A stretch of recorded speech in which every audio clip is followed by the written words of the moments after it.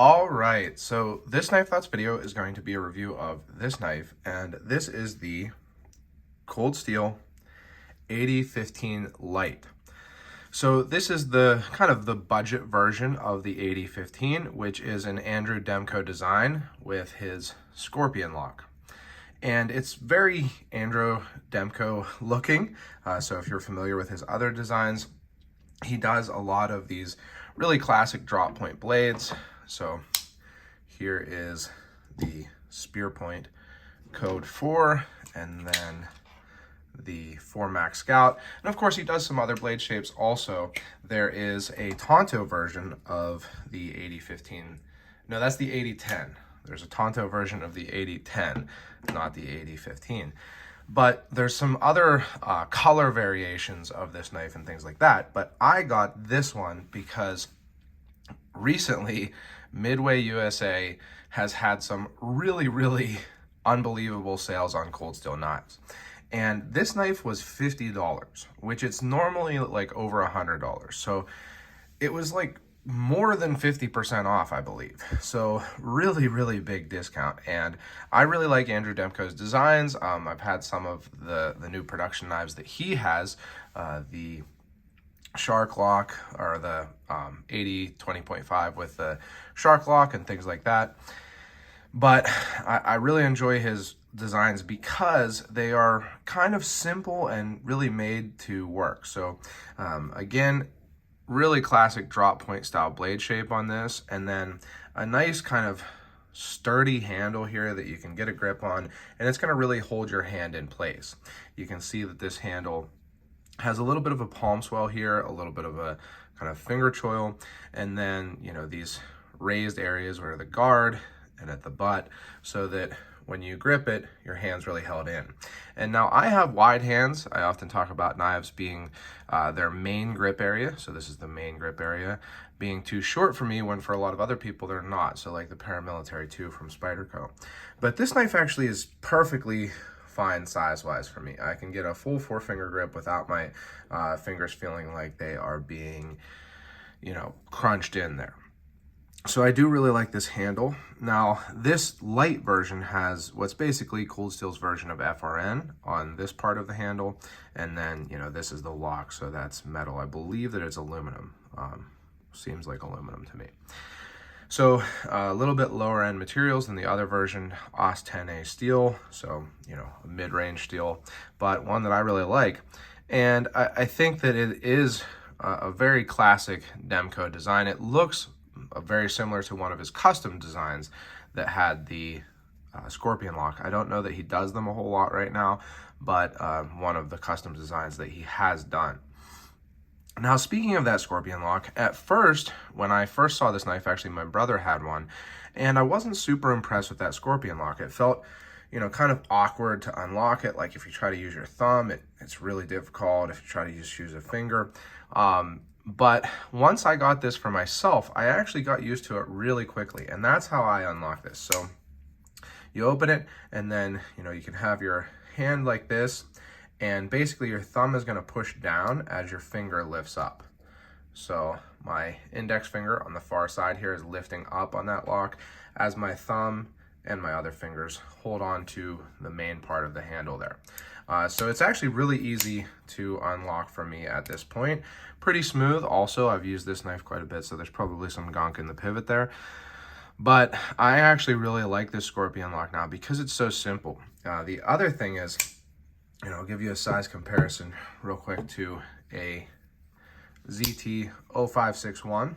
This is the ZT version of the Hinder XM24. And you can see that they're similar sized.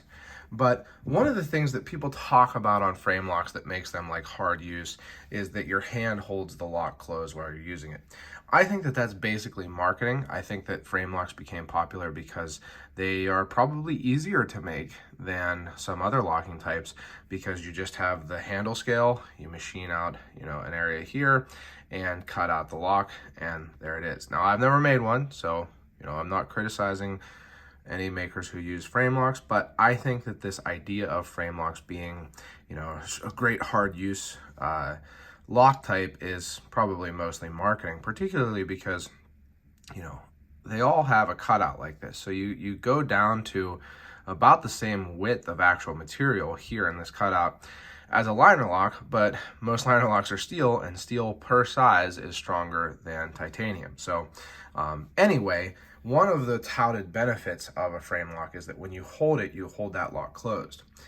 You know, is that actually helpful? I don't know, but on this Scorpion lock, that's also true. So you can see that, you know, when you're holding this in like a full-on hammer style grip, or however you want to call this, you are holding this lock bar down so that this, you know, bar that goes into the tang of the knife, tang of the blade, is held down more firmly. Now, not that this is going to unlock. I mean, this is a very solid, secure feeling lock, but it does have that added benefit of your hand holding it down. So if you were really, you know, doing a strong push cut or something like that, that would help to hold that closed. But I also think that it's just a nice simple lock. So this bar here goes into the handle, and there's a spring basically that holds this bar. The bar continues. You can see the bar actually goes the whole way down and is this whole back spacer. So that has a spring in it that's holding it, creating pressure this direction so that when you open it, it locks in there. One interesting thing is, because of how this works, if you pull this bar back and open it by swinging it, it can actually go past where it locks. So right now it's not locked, it's open, and this bar has gone onto the tang. So just an interesting little thing. I don't really think that's going to cause any issues for anyone, but just something I've seen happen, because this lock has become easy enough for me to use that I'll whip it out like that.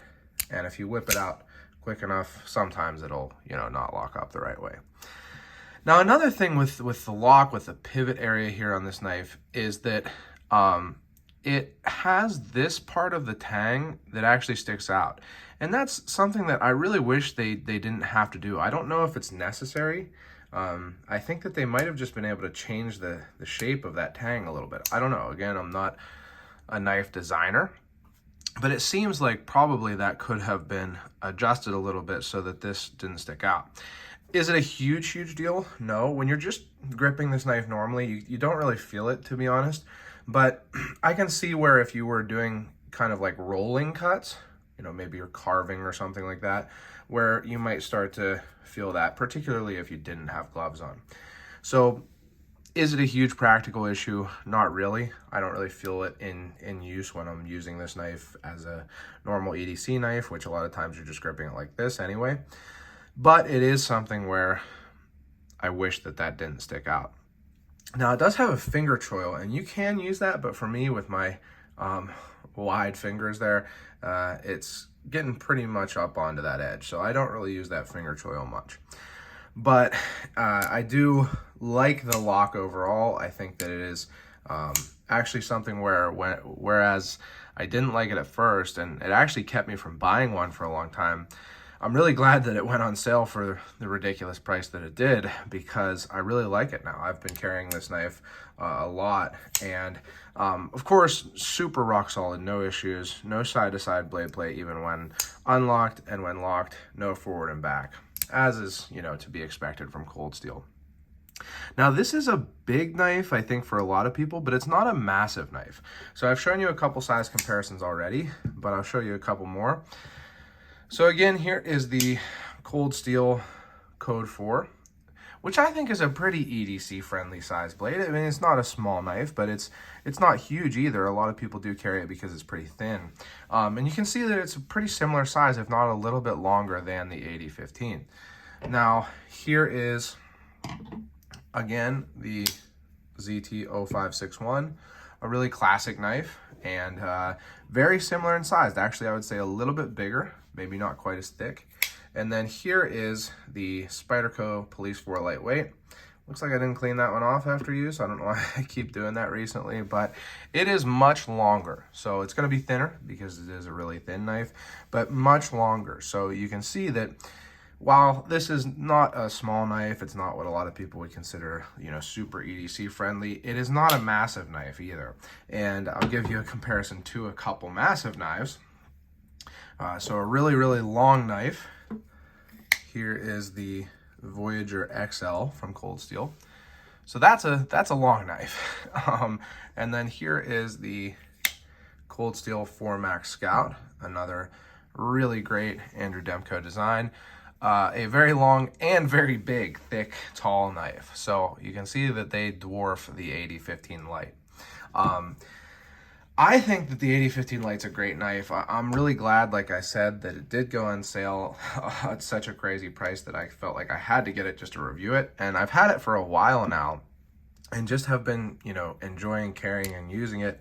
And I think it's a great knife. If you find it for a good price, which honestly, compared to the competition, like $100 or under is probably a good price for this knife. But certainly, if anywhere, like I say, I got this from Midway USA for like $50, I think. If anywhere gets below $75, I think that that's a great deal. So, and that's if you're looking for a relatively hard use knife. But if you've enjoyed this video, make sure you give it a thumbs up. I'd love to hear your comments in the section below.